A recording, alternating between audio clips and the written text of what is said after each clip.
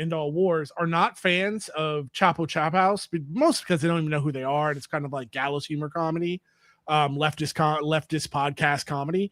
But I would tell you, like, go listen. I don't even listen to Chapo. Go listen to the new Chapo Trap House, because Felix Biederman and Virgil Texas, is it Virgil Texas? I can't remember. No, it's Will. It's Will. Virgil's the one that yeah. Let's just move on. But like Felix Biederman and Will, like, get to the heart. They put their finger right on the thing that I could not describe. And it's the things like, I've been planning for the last at least year and a half, 2 years to leave the United States. And now, like, honestly, after Venezuela, like, that's dead. Like, there's nowhere I can go. Like, and that's what they talk about. Like, where are you going to go? Where as an American, like, you're going to be you're not going to be hated. And then arguably not going to be killed. Like, all of South and Central America is now just like a no-go zone. I love Mexico. I ain't no way I'm going to Mexico anytime soon as an American. There ain't no way. Like, you're going to get killed down there. And it's because, like, it's the same way that rightly Israelis who are being treated around the world, we are next. That is going to happen to us. And I'm saying this because not as like a boo-hoo-hoo me, but it's like, you have to drive home to the people who don't even care about morality. They've lost their soul. They don't care about genocide. They don't care about fascist federal, in the most loose term, agents mag dumping on women in the street. They don't care about that. Maybe they'll care about their sex tourism in Colombia. Maybe that Trump has now screwed that up. And it's like, I don't know. And Felix had a great point where he was talking about, the things I actually want to say. Like I said to my wife, who's in tears, watching this woman die live on video. I can't say on WHIV 102.3 End All Wars the things I actually want to say, but I'll leave you with, like, before you get into it, and I'm going to run out of breath here pretty soon. It's like what what they said on Chapo was that, even if you had, let's say you had a Luigi Mania, this is how deep it is, because we're all just paralyzed. Because even if you had a Luigi Mangione allegedly type shot at one of these guys, one of these pedophile demons who will come and abscond with you like a storybook creature in the middle of the night, even if you had a clear shot at one of them, who would you take? Who could you go after to where the who could you go after that would stop the machine from running for one day? Like, if you had a shot at one of them, right? Okay, that's not gonna stop. Let's say 10. Let's say 100. It wouldn't stop. It's not a person machine from rolling. It's not a person issue. In fact, that's what I'm trying to say. So, even if there is like some kind of, and I'm not advocating for this, obviously, some kind of like political assassination that would hypothetically happen to somebody high up in profile, that would do nothing more than to fuel the bloodlust. You saw what they tried to do when Charlie Kirk was like shot by some random guy, and that just had them put the foot on the accelerator on the hate button and also try and reel him back. Am I wrong? You're wrong, and I'll tell you. I'm wrong. Why. Okay. I'll tell you why. Because Charlie Kirk was just a guy, a loudmouth, a propagandist. Yeah, and the way he got taken out was clean. Mm-hmm. And again, we're not. Let's just get into it. Let's do it. Whatever. We're not. Sorry, Dr. Mark Allen Derry. I'm gonna try to be as vague as possible and try not to get us in trouble with the FCC. But at this point, who cares? Who cares? They'll just come get me in the middle of the night. There is no rule of law anymore. It doesn't matter. But okay, let's do a hypothetical. Let's say on another planet in another universe, to where you have a bunch of people who signed up to be the new brown shirts, and they were promised a substantial signing bonus. So they're not doing it for the love of the game. A lot of them are, but you see how these guys look in this hypothetical scenario. That has nothing to do with current events. They are gravy seals. They're out of shape. They're cowards. They're scared. I mean, that's just where they're at, because they're edgelords. They're like memers. They were Proud Boys 2 years ago. So what I know about American military and police doctrine is that, in my estimation, if something were to happen to a couple of these guys, which in a hypothetical situation that has nothing to do with current events, the rest of them would in this hypothetical situations, hypothetical guys would get their minds right real quick. And they would go, whoa, maybe this ain't worth it. And because in every boondoggle that America has ever undertaken, from our military operations to police action, whenever we're out over our skis and somebody somewhere gives us a bloody nose, the Afghanis, the Houthis, the Vietnamese, they don't have to defeat us. Just give us a bloody nose. Korea. All of a sudden, we don't want to play no more. And that's the American way that I know. And if anybody wants to debate me on that, like, you're crazy. That's reality. So that's where I'm thinking. That's a thing that obviously we never want to happen. But man, bro, I don't see any other way. I don't see any other way this gets resolved.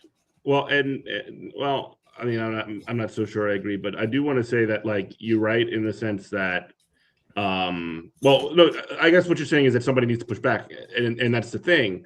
Like, when it comes to Venezuela, the problem really was that, like, there is, and again, this is like information that we're, some of it is speculated, some of it is based on some evidence, but one of the major theories that's going around right now is that the sort of like kidnapping of Maduro over in Venezuela was negotiated by his own government to essentially just kind of cash him out and get the United States to sort of like take the heat off. Mm-hmm. And that's like and what did that happen? They escort him and his wife from, the capital, Caracas, and then they just start murdering like security forces in Venezuela anyway. They killed like 40 people. Here's the thing about, okay, let's stick to one thing at a time, one evil at a time. I have a hard time trying to keep it up. Yeah.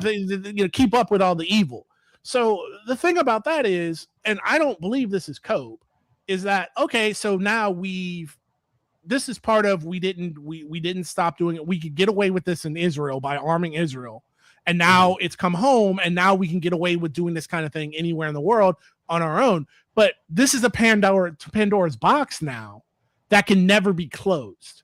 Because now, okay, from the front, let's start at this is my, and I hope this isn't copium, but I hope I'm kind of wrong, because I hate being right all the time. We'll see. Let's lay it out, and we'll try and walk our way through it. Start at the macro. So by doing this, what you've done is you've opened the gates of hell. Vladimir Putin now, if you care about that kind of thing, it can just say, Ukraine. Oh, yeah, Ukraine was ours. Ukraine for what? Like what? Like, what do you mean? Well, I can't do this. What are y'all doing? Okay. Taiwan. China can be like, great. I've actually been reading like open source intel that, in the Chinese government, they're saying this is wonderful. They're loving this. The only thing they don't like about it is they're messing up their oil, but they're like, great. You've given us carte blanche now to handle Taiwan however we want to handle it. Mm-hmm. You want to open up that? And just like you said about the 40 people getting killed, if for all the evils, if I don't know, whoever the Canadian president is now, Claudia Sheinbaum, whoever in Mexico, whoever in your imaginary head, if they were like, hey, Donald Trump is a pedophile, racist, fascist who's putting the world in jeopardy, and therefore we're going to send in the Canadian Maple Squad or whatever, our version of SEAL Team 6, the Mounties to come take him out of whatever McDonald's he's shoving shoving food in his face. And you know what? We're going to kill 40 Americans to get to him. We just have to be like, that's cool. That's fine. I guess it's anything goes. It's might makes right. Might makes right. Yeah. Might makes right. So we have to be okay with it at that point. It's like my analogy about, people always, they were trying to run, and people on the left trying to run defense for Russia, invading Ukraine. I'm like, Russia's not good, But if the French government said, hey, if Macron said, hey, the people of Louisiana are culturally French and your president's a Nazi, and therefore we're going to invade Louisiana because the Louisiana Purchase was a mistake, we just have to be fine with it. Because that's the kind of thing we want to do. Now, to bring this into actual reality, because you're like, well, that's crazy. Because I'm imagining a conversation with the dumbest person I know who would say, well, that can't happen because might does make right. And like the old Dear Dennis Leary asshole song, we've got the bombs. That's why. Okay, that's fine. They can't get to Trump, right? They can't get to Trump. They can't get to our government. They can't. But you know what? You know who the hypothetical they can get to? You and me. Mm-hmm. You and me. Because hey, and you're like, well, what are you talking about? You talk about never forget. You talk about never forget 9/11. In our lifetime, they flew planes in the buildings, bro. So it's like, whoever they are, you think they're not planning for this right now? You think we got the Olympics coming up in LA? We got the World Cup coming up. I don't want to be with 100-mile radius of any of that. Any of that. That is, brother, if you are in that, you are out of your mind. You're in a splash zone. You're in a splash zone. And Shamu is about to splash. Like, you're crazy. And the thing is, all the people who, are cheerleading this garbage about Venezuela, I don't want to hear, you better keep that same energy when 9/11 Part 2, Electric Boogaloo happens. The only thing I want to hear out of your mouth is, yeah, I see why they did that. I get it. I understand it. Because I don't want to hear it. I don't want to keep the same energy that you have right now when you're quote unquote on top. All these people in the Facebook comments and on X or whatever talking all this foolishness, like they're going to benefit from this anyway. Yeah. Like killing some poor woman in Minneapolis or being a literal demon, out of a storybook, snatching people up in the middle of the night in countries where you have no business being is going to somehow benefit you. You're out of your mind. That's the real cope. That's the real cope right there. Yeah. I'm done. And the thing that is amazing about that to me, and again, I do want to talk about the unks on Facebook for a second, because that's the thing that kind of blows my mind the most. I literally posted on Facebook that no blood for oil or no war for oil or something like that. And I get an unk in there saying oh, you're just so blinded by your hatred for Donald Trump or whatever. I didn't mention none of that stuff. And it's just hey, you know what? I don't know why you are so immediately and reflectively jumping on, because, man, I say the same thing when Joe Biden decides to arm Ukraine. I say the same exact thing when Hillary Clinton decides to launch a coup in Honduras. All that stuff's bad.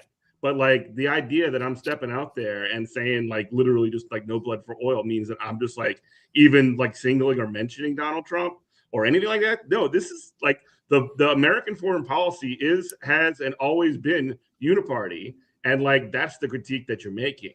And the idea that you would just put it all out there for the empire, is just I mean, the idea that I'm sorry, man. It's because in their mind that good. They can never imagine a reality where America is not geopolitical top dog. And we as leftists can already see that. If you have a passport and you've left this country, you can see that we're just a third world country with a Gucci belt. That's the most obvious thing in the world. And we also can't understand how we have the most lethal military in the world, but we're not engaged to win wars. We're engaged to do what we did in Venezuela. And I'm telling you, that's the thing. And that you want to put everything I've said to you is backed in logic. But if you want to put my conspiracy pulling stuff out of my butt hat on, that's why they got to get this AI crap online so fast. Because if we go into a hot war somewhere in the South China Sea or something, these kids are not going to have it. You're going to see my theory of why we don't have the draft anymore in effect. Because this country is too fat, too up and smelling its own farts, and cannot survive in a war economy. We cannot do what we did in World War II. this country will tear itself apart. And honestly, at this point, I feel like it's the only chance to save it. There's an old video game I used to play, and it always stuck with me because it felt like the most realist thing ever. There's this video game called Colony Wars. And the thing was, it was like Star Wars, you're the rebels, and you're like fighting the Earth Empire's dreadnought cruiser. It's its flagship, the USS Enterprise, whatever you can think of, right? It's the Star Destroyer.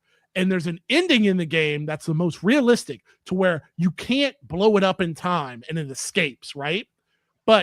So what happens is the rebels close the wormhole when it escapes, and the Empire tears itself apart from the inside.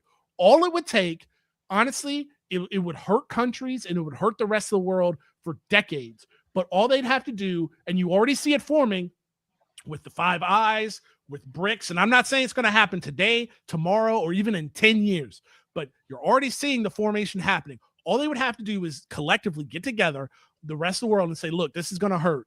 People in America love to buy our treats. We're going to have to, if we turn the taps off on them, we're all going to have to like take less profit for a decade, maybe 2, but that's the only way to end this thing. And these countries turn the taps off on us, and we can no longer buy and sell with them. We're hitting the strategic oil reserves just to fuel these AI data centers, and we just die. And we just slowly, it's perestroika, and we tear ourselves apart. And if you cannot see that is going to be the outcome, we are falling like Rome. We are overextended. We are too up our own behinds. We're just too arrogant, and all these little countries are just aligning against us, and eventually it's going to reach a tipping point, and they're just going to forget that we exist, and we're going to tear ourselves apart from the inside. If you cannot see that is our trajectory, I do not know what to tell you at this point. It's disgusting. It's terrifying to live through, but God dang, man, like somebody has to do something to stop this, and it's not going to come from internally because we're all just so tired. It's not going to come from the West either. Like, it's not going to come from any NATO countries. It's not going to come from the the EU. It's going to have to come from China and the East, and that's sort of like you see when EU countries are sort of like doing the thing is like, don't mess with Venezuela, and then when they do it, they're like, hey, cool, good job, guys, you did awesome.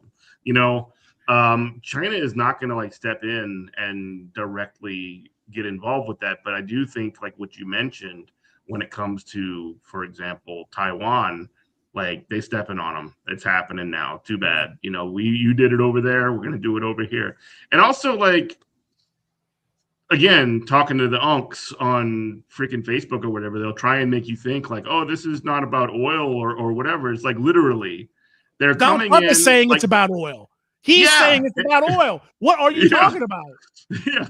It's like, oh no, we have to stop the drugs that don't exist coming in from Venezuela, or if they're stopping the drugs that exist from Venezuela, then why even before any of this like totally happened did they seize oil tankers that Venezuela is rolling out? Like, why is that embargo? Wait, I thought this was about drugs.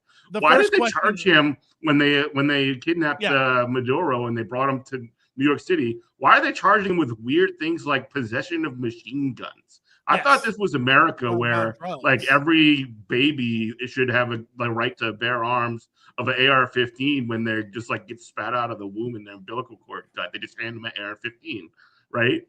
Like what's going on here? Like it's very obvious. And like you just said, Trump is literally saying, yeah, oil, we're doing this for resources. And just today, like Trump made a statement saying that, hey, actually, we're just going to control all flow of Venezuelan oil indefinitely. So like, get out of here with that stuff, bro.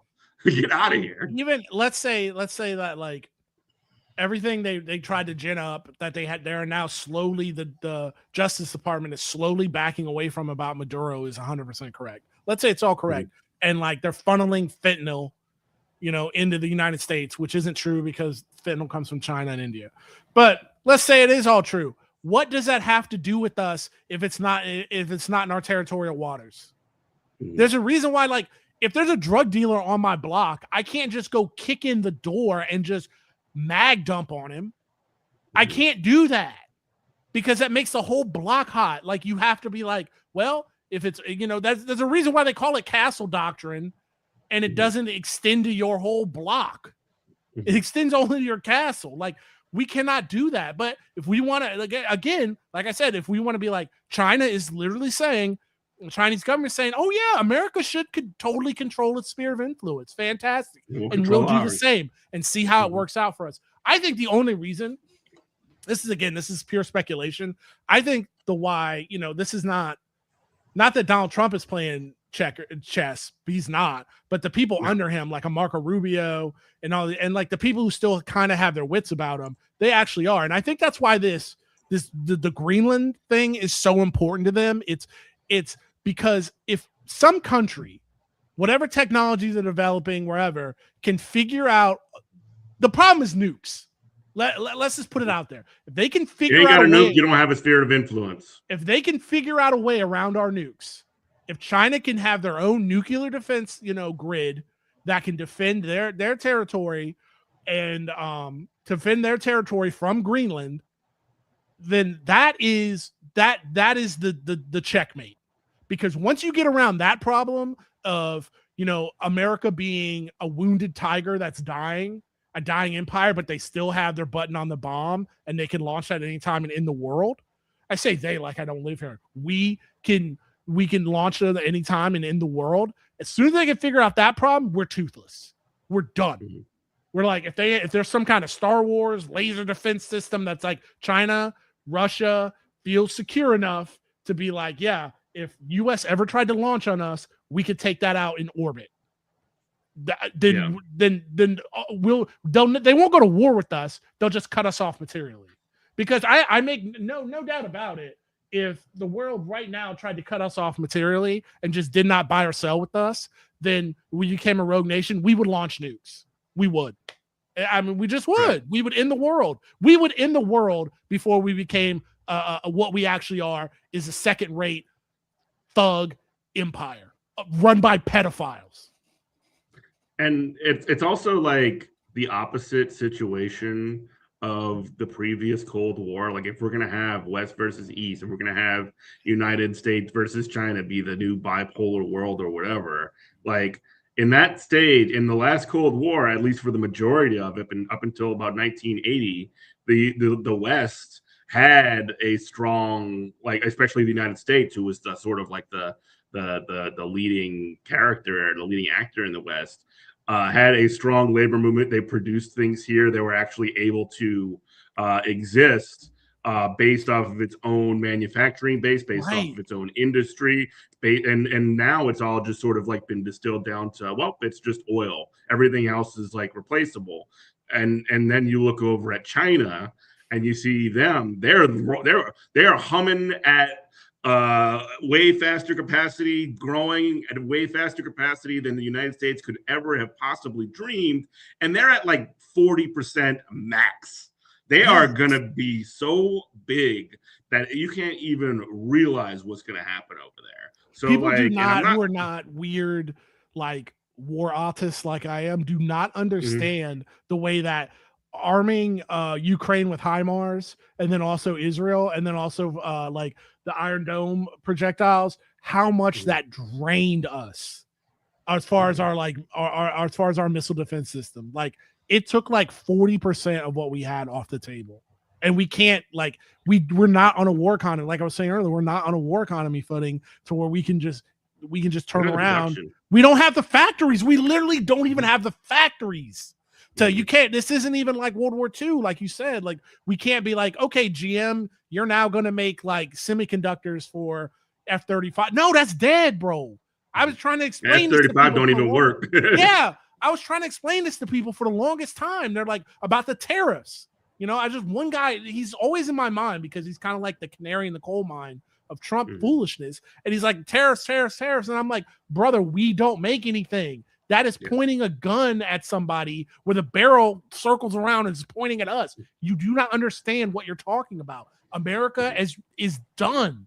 It's over. And these cats don't care because they think that, I'm half dead anyway. I'm going to die anyway. Or I can build walls higher than the poor can climb. or these ICE guys are like, I'm going to get my $50,000 bonus, which I guarantee they're never going to see. And then they'll be like, I'll just fade away back into. No, you won't. No, you won't. You know, the Democrats aren't going to do anything to you. Aren't going to do anything to you if they get back in power, for sure. But the rest of us aren't going to forget that, whatever that means to you. George Zimmerman right now is your future. You know, I saw a thing the other day. George Zimmerman is homeless because he can't keep a job. Nobody wants to deal with him. Nobody wants to rent to him. Nobody wants to hire him. Yeah, because you killed a poor black child who's holding Skittles and an Arizona iced tea in cold blood. That's why everybody wants you exiled. And the justice system failed. And then critically tried to make a career out of it. Yeah, look at Kyle Rittenhouse. What's he up to? Nothing. So when these ICE agents get exposed, no one's gonna want it. They're gonna be persona non grata. They do not understand how their lives are over. Yeah. WHIVLP New Orleans 102.3. Good morning, comrade. You did mention the Democrats, so I have to do this. Please. When you see, and this is the thing, and this provides requires a little bit of backstory. So the United States has been messing with Venezuelan foreign affairs since Hugo Chavez took power in the 90s. And Hugo Chavez was a leader that had the ability to maintain control. The United States would have loved to have gotten rid of him. He was public enemy number one for years and years and years. And they couldn't do anything about it because he had the sort of like capitalist establishment in Venezuela even on lockdown to the point where they were just happy enough that they weren't going to revolt. And when he left, a lot of those policy went with him, and Maduro's the one that came in, and he was not nearly as good at maintaining those relationships. The West got a lot more emboldened at challenging those relationships, and so the role of the sort of like an administration of Maduro since the death in the 2000s, like late 2000s of Chavez, has been very tumultuous, and the United States has been over and over again attempting to displace Maduro, who again, like I said, took over. And in this last election, Western, media and a Western sort of like NGOs had just decided that they were going to make the completely, like, whether or not it's like true or not, who knows? I doubt it. But they made these claims that the last round of elections in 2024 in Venezuela were like illegitimate. And that is, and you see now, despite the fact that that claim has zero basis, Democrats running around, people like Jake Tapper, who are guys who have close, he's not even a Democrat, he's a media guy, but like close ties to like the Pentagon, saying essentially just parroting the talking point that he's not a good leader. And you're also seeing Democrats do that as well. Like you will see Kamala Harris, my favorite poster on the internet, talk about how Maduro was a brutal dictator and an illegitimate leader. But you know what? The Republicans should not have displaced him because it was like against the norms and against the rules of law or whatever. And it's just like, bro, what you're trying to say is that what he did was right. What the Trump administration did was right. The problem is that he didn't tell Congress so they can approve it and get it on the fund.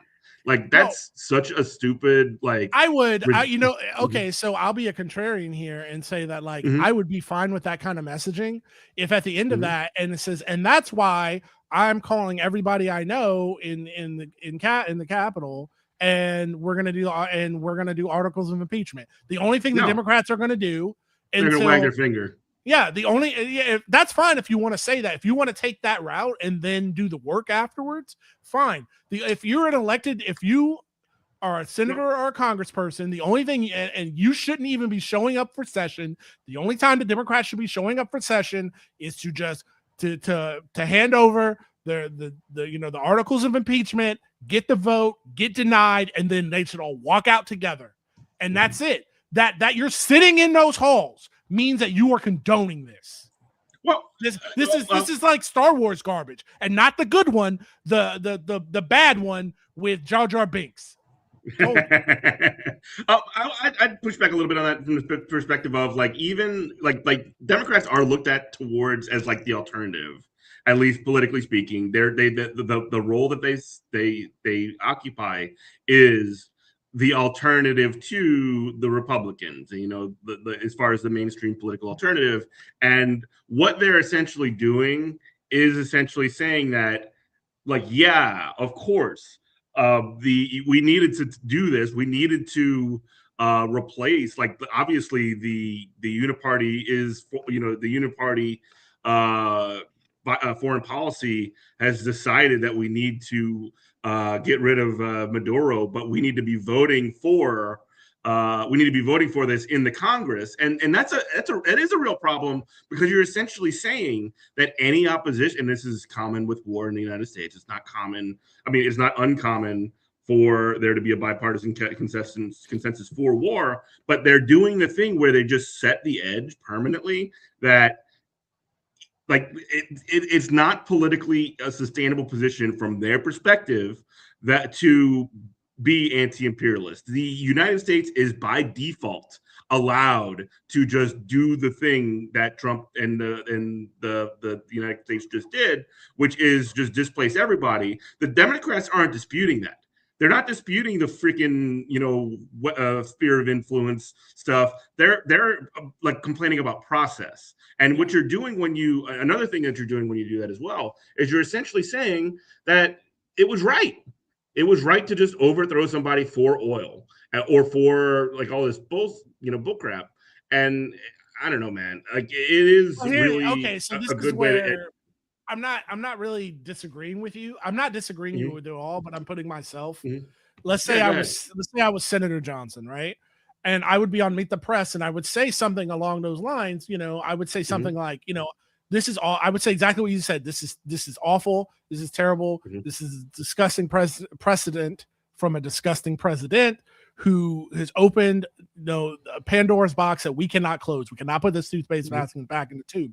But to quote Barack Obama, elections have consequences. If he wants to do something like this, there is a process for this, and therefore, at least follow the process. You've got the votes. I don't understand why you don't want to follow the process. Isn't this your party? You've got all the houses of government plus the Supreme Court. Why aren't you just following the process? You probably get the votes anyway. I don't understand why you're not doing by Democrats. So, therefore, then I would say, therefore, since he did not follow the process, this gives us the moral and legal high ground now to not even sit in Congress, to completely shut down the government. The United States government is bankrupt, and it is bankrupt, and it has no more meaning. So therefore, we're not going to be a part of this.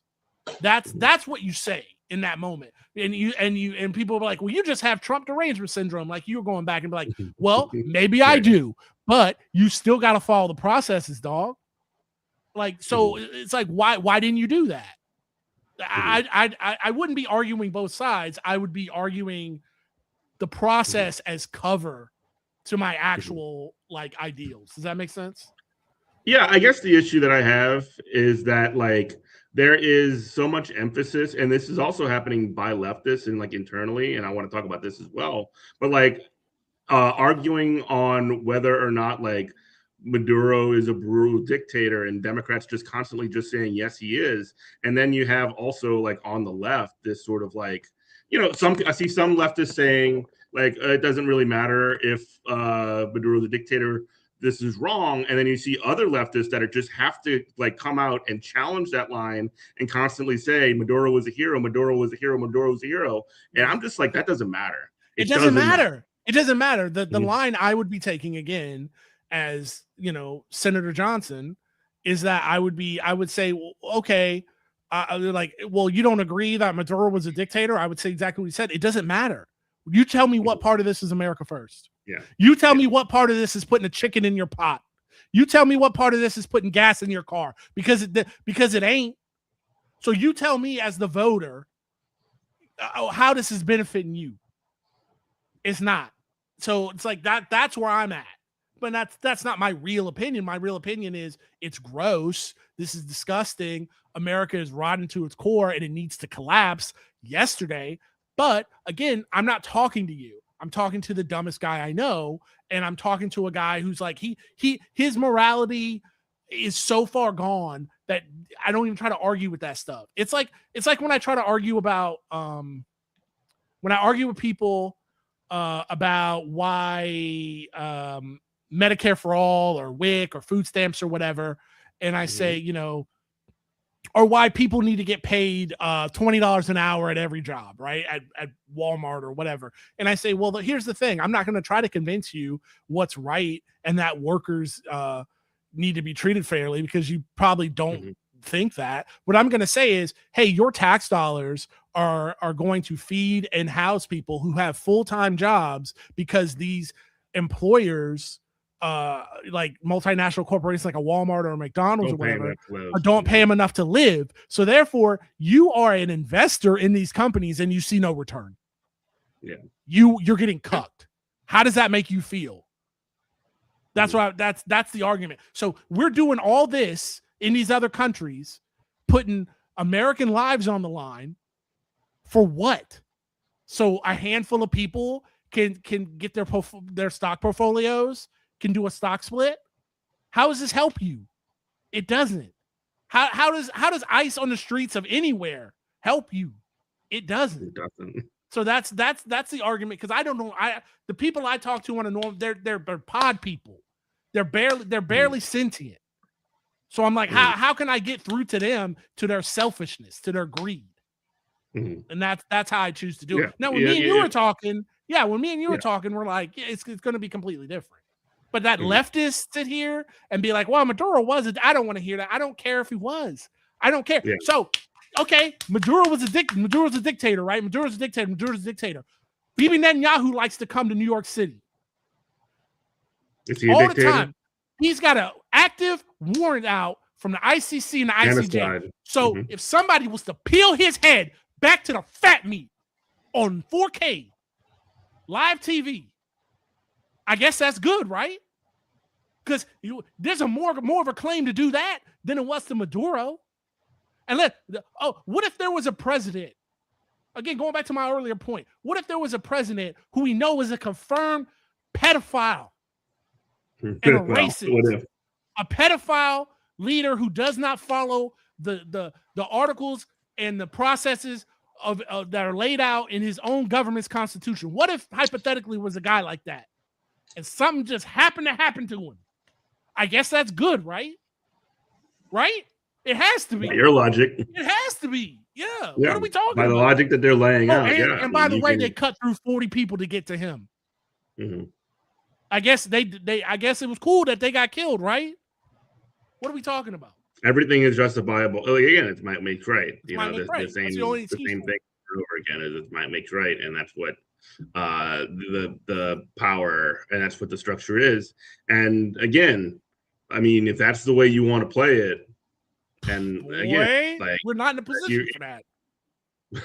Well, I mean, like, the West is lucky that China don't play hardball right now, because I mean, they would be smacking us in the face. I mean, that's straight out of Sun Tzu, though. I mean, not to be flippant or maybe even racist, but that's straight out of Sun Tzu. Like, don't interrupt your enemy while they're making mistakes.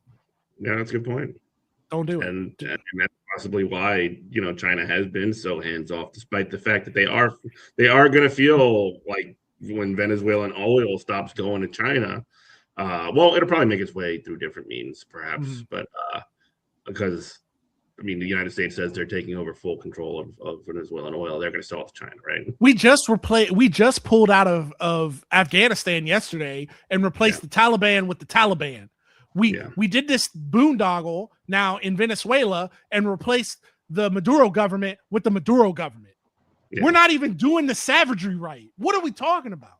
At least back in the day. That part was hilarious, by the way. Like so Machado, who was the woman who she's the Nobel Peace Prize winner from last year, which is also hilarious. She's the opposition leader in Venezuela and was the person that like the Western sort of like neocon establishment had been putting up as the alternative to Maduro. When Maduro is displaced, they just decide, you know what? we don't want to play with you anymore. We don't want to play with you anymore. You actually, and apparently Trump has like actual like behind the scenes beef. Maybe this is true, maybe it's not, but like it's about the fact that she accepted the Nobel Prize when he I 100% which is goofy. No, and that guy, you 100% believe that. And that going back to my Star Wars, now that's the good Star Wars. That's the most Lando Calrissian type ish ever. It's like, oh, you made a deal with the devil, and then get surprised when the devil does devil stuff. Oh, stupid! Look at you, stupid. No, she's such a dummy. All these collaborators, all these Gusanos, dummies.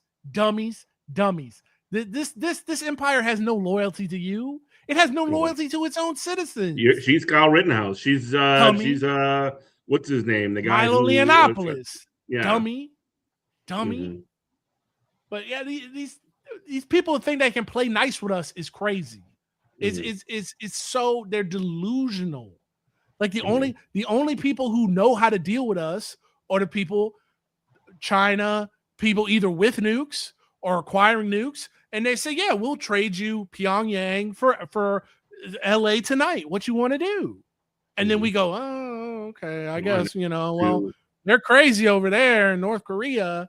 You see what happened to Gaddafi as soon as he gave up the nukes, died in the gutter, sodomized. Should have never done that. So what is the statecraft doctrine? Get nukes. Get nukes. If you don't have nukes, get nukes. Get nukes. Never let them go under any circumstances. Hold the family atomics. The family atomics are the key.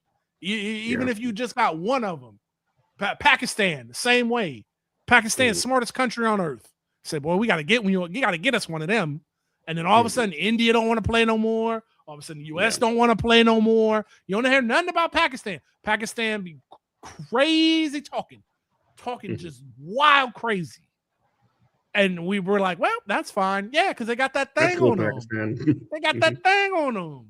Yeah. Get it. We got the castle doctrine is really happening like globally. Nation states are now the castles and the nukes are the bullets. And it's just what it is.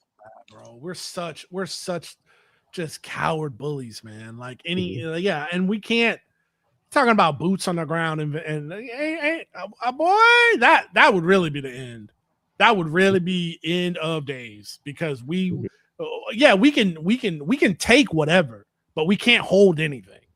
So if we want to do that, we're getting our backs. We want another Afghanistan. We want to do Afghanistan again. Afghanistan, Korea, just nothing but taking L's. That's all we've done is just take L's. Just in boondoggles we should have never been in. Afghanistan, now Korea, Vietnam, Russia, now Venezuela. We're tipping into that.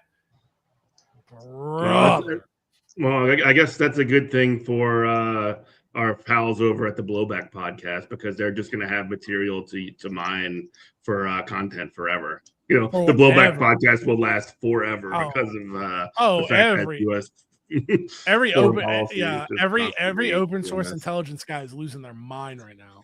They're just like, how fast can I punch out content? And and like this Greenland thing is crazy because it's like, well, if we try to make some kind of a move on Greenland, the only thing that's going to do, honestly, the upside of that is it'll destroy NATO, which is garbage anyway. Because NATO's not going. What's NATO going to do? The NATO countries are they're gonna push Article 5 against us. No, they're not. So just in NATO, which that would be a bright spot. That'd be great. Yeah. Oh, I mean, and even then, I do kind of feel that they would still find a way to make an excuse to be like, actually, NATO is still this makes NATO stronger, and we should continue with NATO despite the fact that the United States wants to invade like its own allies allegedly, or just snap up territory from its own allies. Like the thing that when you see these things happen constantly, and I just alluded to it earlier in the show, is that like when you have these even if you're pissed off at the United States, you have to keep up a kayfabe. Like before they're doing the thing, you can talk all the junk that you want, but as soon as they do the thing, as soon as they do it, you're like, okay, cool, they did the thing. Unless you're Spain. Spain can get away with it, I guess. Well, it goes back to what I said before. Like, it's the nukes are the key. Like, I just don't hear people talking about that. But the nukes, whoever can figure out a way around the nukes. So when America finally like takes its last dying gas, they don't get nuked. They can figure that out. Then it's over for us for sure. 100%. I also do think, and again, this is part of why, there needs to be as much sort of like online internet censorship as there does, because I mean, I would think maybe not Trump himself, but people who are like maybe a little bit smarter than him in the State Department realize, like, we see what's going on in Gaza. We see all of the photos, we see all of the videos, we see all the stuff that's coming out of there. And if we actually do step into that and kick that hornet's nest, we're going to have even more of that. And it's going to be pointed not at Israel, who doesn't seem to give one damn about any of them bodies or any of those children starving or blown up or whatever. Like, the United States will actually have to answer to that, at least at some level. Yeah, but I mean, even still, I just goes back to my thing. The nukes are key. It's we're a madman with a loaded gun, and that's why people even that's why people even placate us, because they would not even keep up this kayfabe. They would not keep up this facade if we forget our military power. Like, because again, I feel like I'm beating a dead horse, but our military power is, we do have the strongest military in the world, but like, as Kamala would say, the most lethal military, like we do, but that doesn't mean anything, because we are stretched so thin that we can take whatever we want. We can drop 1 million bombs on you, but we can't hold anything. Even Pete Hegseth is like, this military, we can't be a bunch of fat asses or whatever anymore. Anyway, you're getting dunked on by these guys. You're getting dunked on by like JD's ants, bro. Yeah. Well, I'm talking about our own, sure. The Houthis in Yemen have been able to embarrass the United States on the world stage. You don't hear about that in the newspapers. But like, even like, you'll see, like, when, last summer when these clowns, these Pete Hegseths, just decide to like, hey, we need to get all the generals up for a meeting at Quantico and get them this, just sort of just like read them the riot act and call them a bunch of fat ass losers. And it's just like, man, that's where your head's you're getting dunked on by these guys. You're getting dunked on by the biggest clown losers on earth. It's like, man. And they're saying that's the reason that the United States can't maintain hegemony anymore. Not because of the fact that, again, deeply overextended, on a messing in every single, looking for every honeypot that they can find, and messing around where they don't belong all over the world.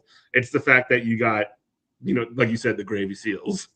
I mean, the Romans understood this. The Persians understood this to a point. Like, I would say certain Roman emperors understood this. Is that that's why you let your vassal states rule themselves. And all you want is just to collect taxes, because you understand at some point, we can march down here and we can do whatever we want, sure, but we can't hold it. No, it's just a law of nature almost, to where without the consent of the indigenous population, you cannot hold land unless you're willing to, like in the olden days, eradicate them. You just genocide everyone and make them and just make it so history doesn't even remember that your people ever existed. That's the only thing you can do. You cannot set up shop somewhere where people do not want you. It's one thing to take territory. It's another thing to hold and try to police it. And you think people would find that out. Look, Hamas is still around. They ain't going nowhere. The Taliban got replaced with the Taliban. Like, this is a fool's game, but it's a bunch of old men just trying to acquire, again, a three per.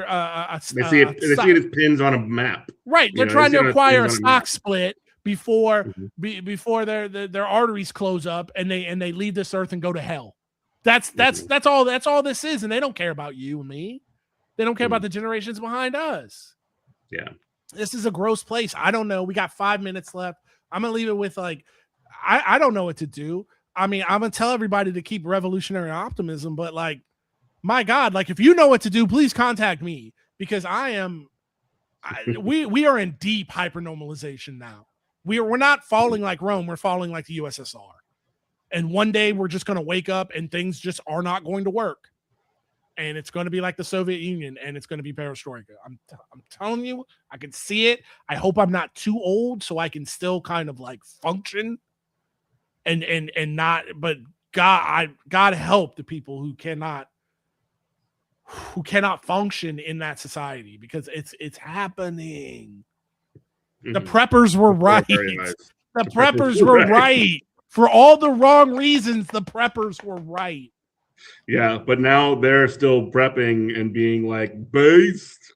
Mm-hmm. Well, it depends who you follow. It depends. Like I dip my toe into prepper stuff.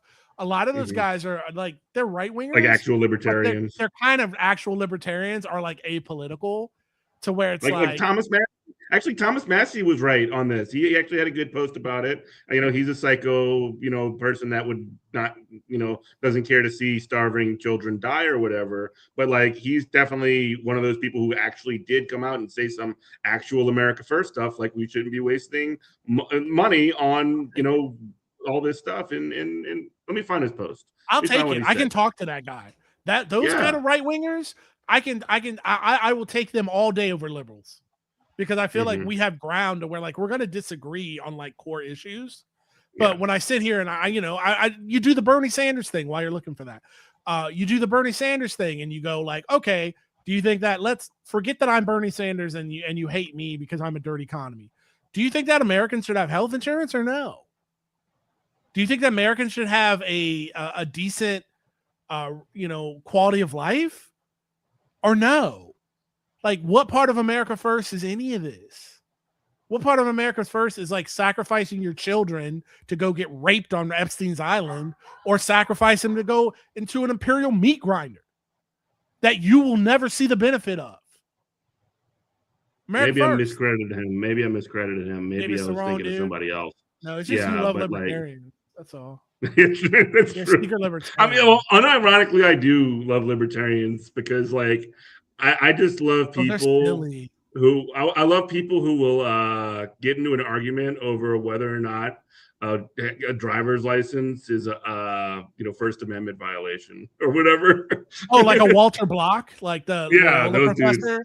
Oh, I love that. Those dudes. Yeah, I love them because it's like I'm really into Star Trek, and their worldview that they actually hold is way more fiction than any fictional world that I could think of. Yeah. Like you're gonna get your court and my court and your judges, and then my private security is gonna like fight your private security. Like you're, know, they want the Middle Ages back. They want feudalism. Yeah. No, they do. They do. It's like they want knights and lords and they want to pledge. You'll pledge your allegiance to Auntie Eternity, and I'll pledge mine to what's the dude, the Lord Humongous, and we'll just see the best man wins. Lord Big Chungus. Yeah, out in the wasteland. Get out of here. And it's always guys who can't. It's always guys. I'll leave it this: the guys who talk like that, the greasiest, always guys who can't bench 2 plates. Guys who, if it really went down, I'll eat you. Yeah, they'll kill me, but I'm gonna get you first. Like it's always those guys. It's like where's your head at? A Ben Shapiro looking type dude with like man. You said you'll eat him. I will eat you. Before they come and kill me and eat me, you are slow moving. You are small. I'm just reminded of the time that Alex Jones said that he would eat somebody, which is very funny as well. You remember that? No, but I probably agree with you. I miss the Alex Jones is my Kanye. I miss the old Alex Jones. Yeah. Don't we all? What is it? What was it? The loose change? Yeah, absolutely. Well, not loose change, but like going into the Bohemian Grove. We got a dip though. We got like 30 seconds. Yes. Yeah. All right, cool. Well, you can listen to Good Morning Comrade every Saturday at 10 on WHIVLP New Orleans. Robert, what you been up to? Where can we find you? On Twitter I mean, on Twitch, not Twitter. Twitch is Lumen, Lumencast, LUMIN _CAST. Same thing on Facebook and YouTube. And that's pretty much it. And we got 8 seconds. So, all right, cool. Revolutionary optimism. Bye. Yes, this is WHIVLP New Orleans 102.3. We love you. Bye bye.